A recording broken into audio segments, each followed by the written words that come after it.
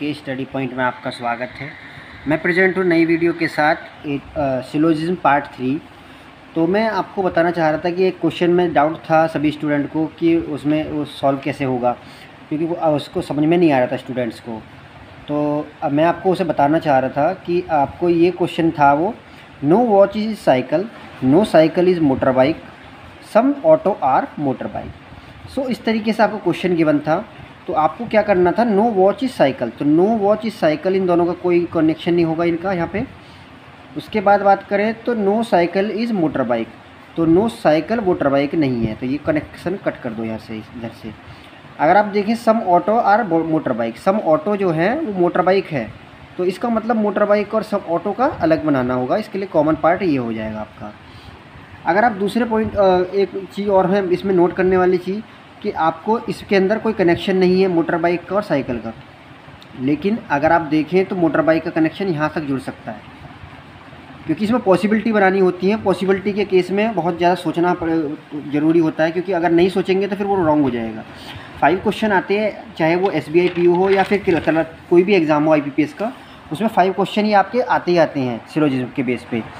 तो अगर आप देखें तो इसमें इसका पहला पार्ट देखें तो no motor bike is watch, तो नो मोटर बाइक यानी कि no motor bike is watch.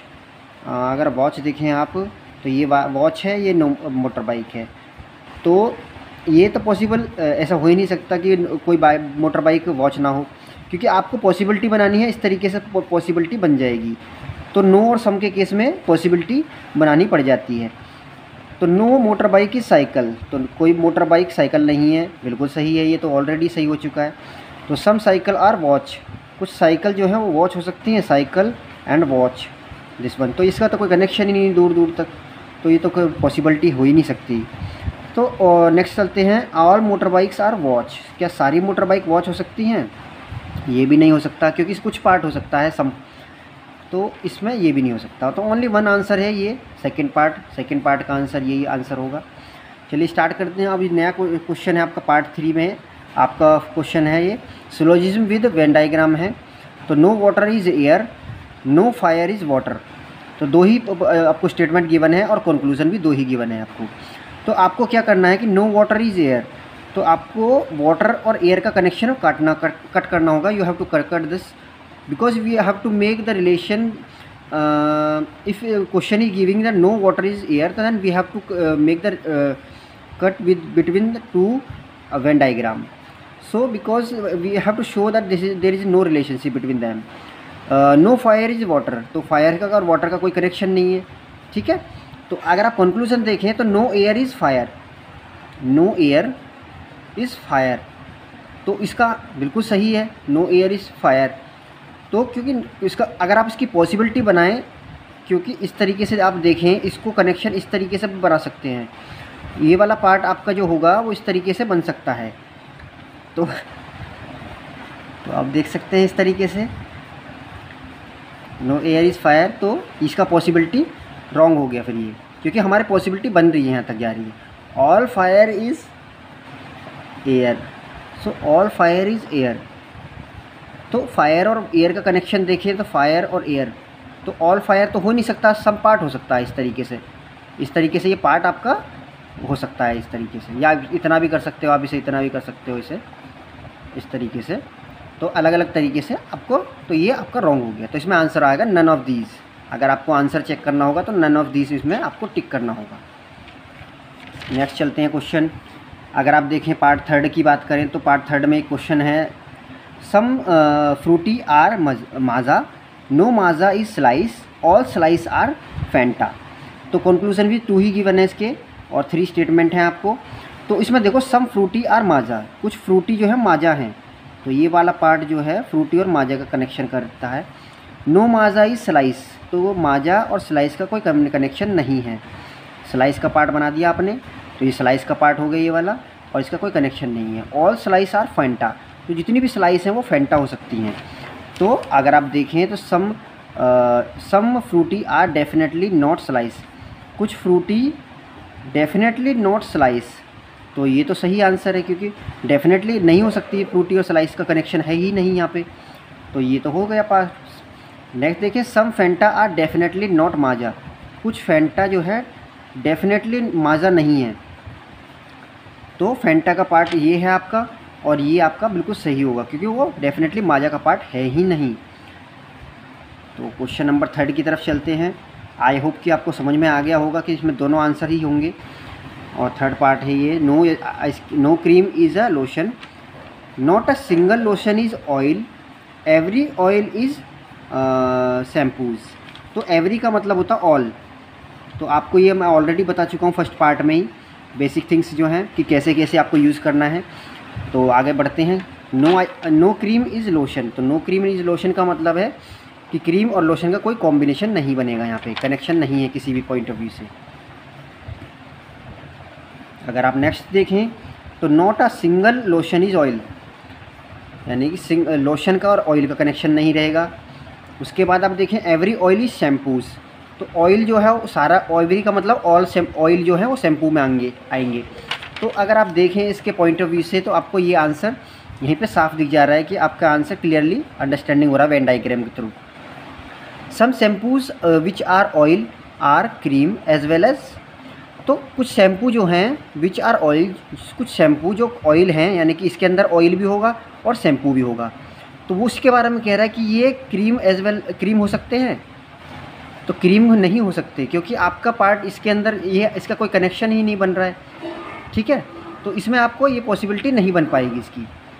आप अगर लेके भी जाओगे इसे तो आप इसे यहाँ तक ले जाके जा सकते हो बस इतना, लेकिन इसका पार्ट ये इसके अंदर तो नहीं आ रहा है, तो इसलिए नहीं हो सकता possible. No cream is an oil. तो कोई क्रीम जो है, no cream is an oil.